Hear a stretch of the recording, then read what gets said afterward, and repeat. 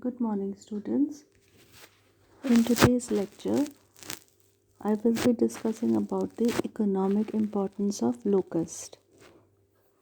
By economic importance, we mean that how the locust affect the economy of our country. They could be beneficial, increasing the currency or economy of the country, or they can be harmful by causing damage and decreasing the economy or the flow of currency in our country.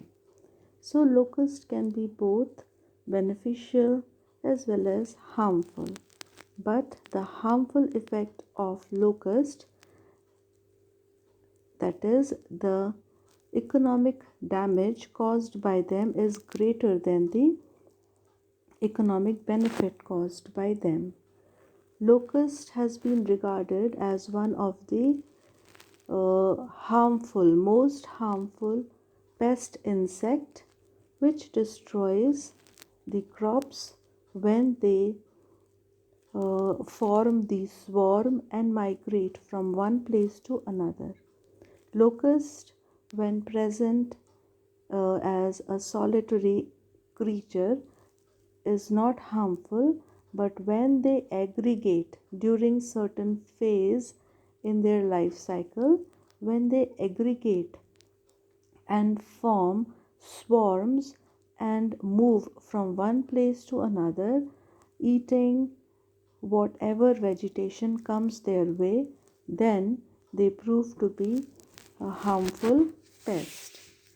They are regarded to be one of the most damaging pest or insect which cause great damage to our crop. Excluding few plants like neem, babool, they devour everything, every type of plant that come in their way.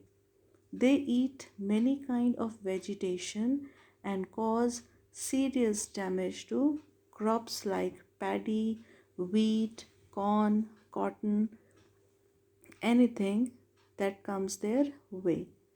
During favorable condition and lack of enemy, they can fly in huge number, causing swarms called plague of grasshopper or locust.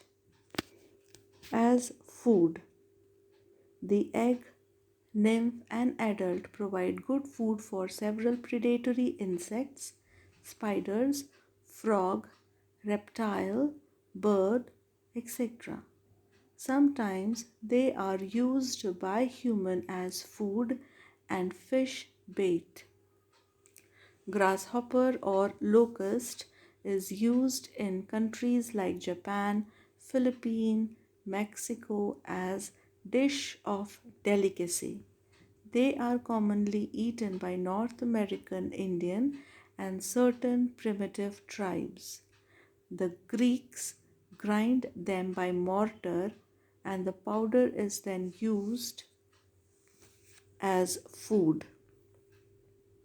As I have mentioned that they cause great loss to the economy, they are a great damage causing pest. So there are certain measures employed in order to control the grasshopper by damaging their uh, by controlling their damage on the crops. How can we control the grasshopper or pest locust? First, by natural control measure. The eggs are eaten by some beetle, bees, flies, mole, mice, nymph, etc.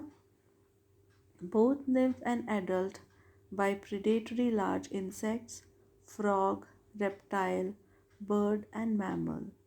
The flesh fly lay maggots on adult and trachynid fly lay egg on adult and nymph of grasshopper. Thus, the maggot bore their way into the host, bringing bacterial and fungal disease, which may cause the death of the grasshopper. So, these are some natural control measures by which the population or swarm of grasshopper and locust could be controlled. Physical control measure. During winter, the soil is exposed to sun by plowing, developing one thus wither away in sunlight or they get eaten up by the birds. Chemical control. Various insecticides are used in the form of dust, spray, or poison bait. Insecticide like aldrin, dialdrin, chloridane, toxaphane are used very often. Methoxychlore is also now used for protecting vegetable crops, plant, as it is non-residual type of insecticide and is less harmful to man and domesticated animals. टिड्डे का आर्थिक महत्व फसल नाशक के रूप में। जैसे हम जानते हैं कि टिड्डे निम्फ या वयस्क अवस्था में विविध पौधों, घास, फसलों आदि की पत्तियों को खाकर हानि पहुंचाते हैं। टिड्डे की एकल अवस्था इतनी हानिकारक नहीं होती है जितनी कि यूथी यानी कि ग्रुप बनाकर, स्वॉर्म बनाकर रहने की अवस्था होती है। यूथी अवस्था यानी ग्रिगेरियस स्टेट को टिड्डी दल कहते हैं। स्वॉर्म ऑफ लोकस्ट कहा जाता है। इस अवस्था में ये मीलों दूर तक खेतों में खड़ी फसलों को सफाचट कर देती हैं। टिड्डी दल किस प्रकार बनता है वह उसके हानिकारक क्या प्रभाव होते हैं, इसके बारे में हम नेक्स्ट सेशन में बात करेंगे। टिड्डी या लोकस्ट एक प्रकार का ग्रास हॉपर है, परंतु सभी ग्रास हॉपर टिड्डी या लोकस्ट नहीं कहलाते। ये ऐसे ग्रास हॉपर हैं जो बड़े झुंड में इकट्ठा होकर लंबी दूरी तक उड़ लेते हैं। वह वनस्पति को भारी नुकसान पहुंचाते हैं, जबकि ग्रास हॉपर लंबी दूरी को तय नहीं करते और वह इकट्ठा होकर ग्रिगेरियस स्टेट या यूथी अवस्था को नहीं बनाते हैं। टिड्डियों की प्रमुख जातियों की संख्या 9 से 13 मानी जाती है, जहां भारत में मिलने वाली 3 जातियों ही प्रमुख है। As we were all discussing throughout in the lesson that grasshopper as well as locust, they have same habitat, feeding habit. Their systems are also more or less the same, but grasshopper generally do not aggregate. grasshopper इकट्ठे होकर swarm का निर्माण नहीं करते, जबकि locust यह 2 अवस्था में रहता है। पहली अवस्था एकल अवस्था या सॉलिटरी स्टेट कहलाती है, व दूसरी अवस्था यूथी यानी ग्रिगेरियस अवस्था कहलाती है। यूथी अवस्था में लोकस्ट अकेले अपना जीवन व्यतीत करता है, लेकिन अपनी जीवन चक्र के किसी समय कई कारणों के कारण एकल जीवी लोकस्ट इकट्ठे होने लगते हैं धीरे धीरे और बड़ी संख्या को बनाते हैं। यह बड़ी संख्या अब टिड्डी दल या लोकस्ट स्वॉर्म कहलाती है।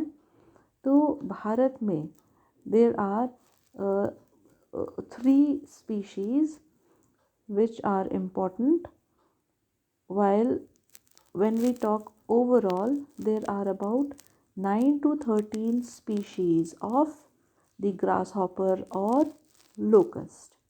In India, the species that is generally found are first Bombay locust, also known as Patanga succinata.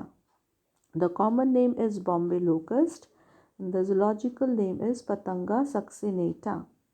Bombay locust नामक जाति गुजरात से तमिलनाडु तक पाई जाती है।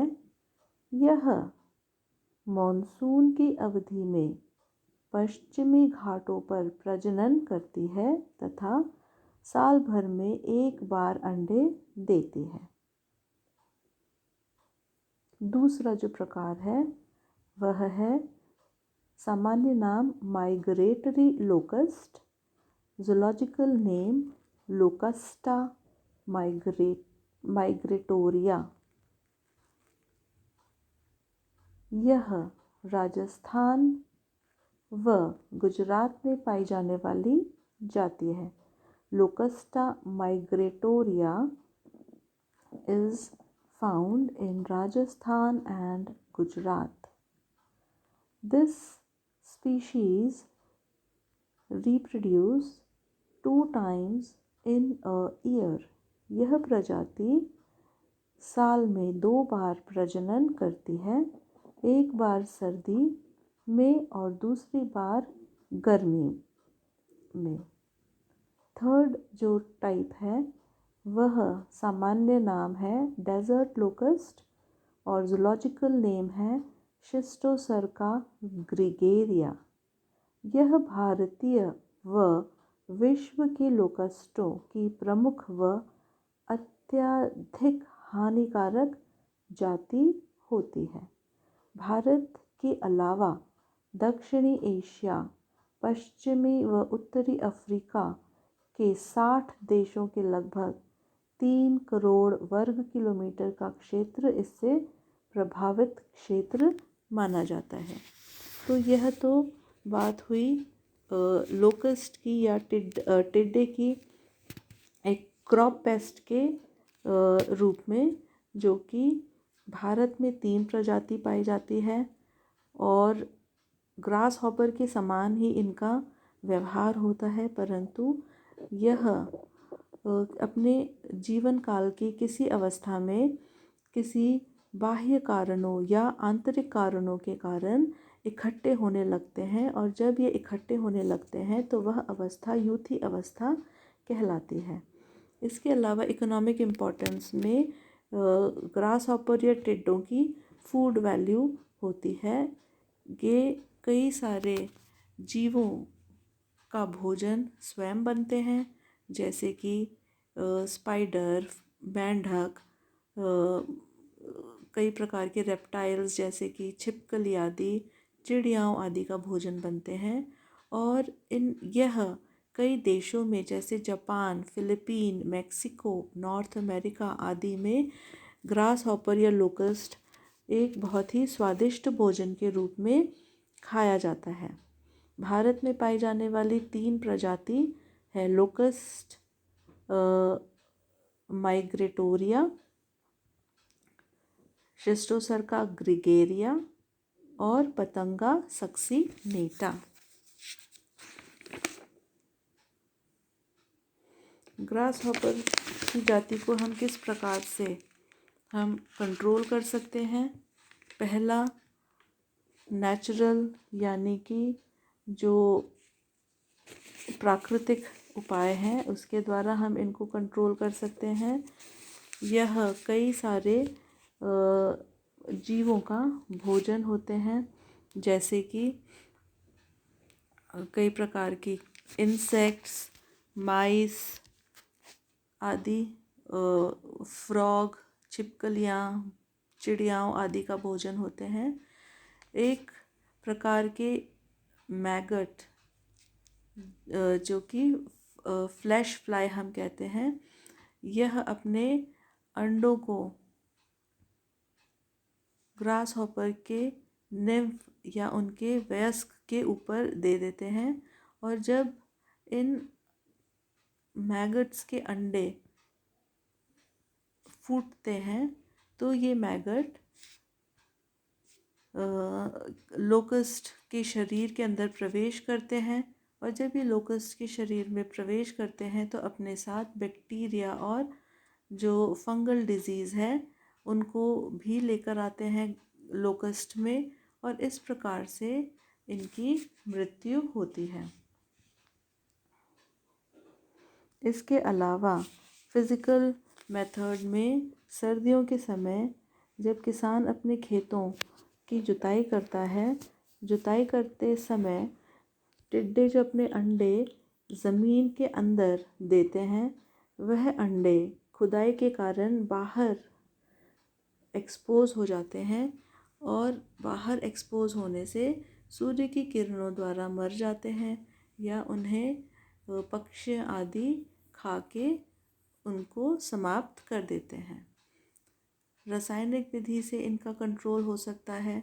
कई सारे रसायन जैसे कि एल्ड्रिन, डाईएल्ड्रिन, क्लोराडेन, टॉक्साफेन आदि का इस्तेमाल करके इन इंसेक्ट पेस्ट नाशक कीटों से मुक्ति पाई जा सकती है। एक और प्रकार का केमिकल है मिथॉक्सीक्लोर, जिनको सब्जियों और क्रॉप्स आदि फसलों के ऊपर छिड़का जाता है।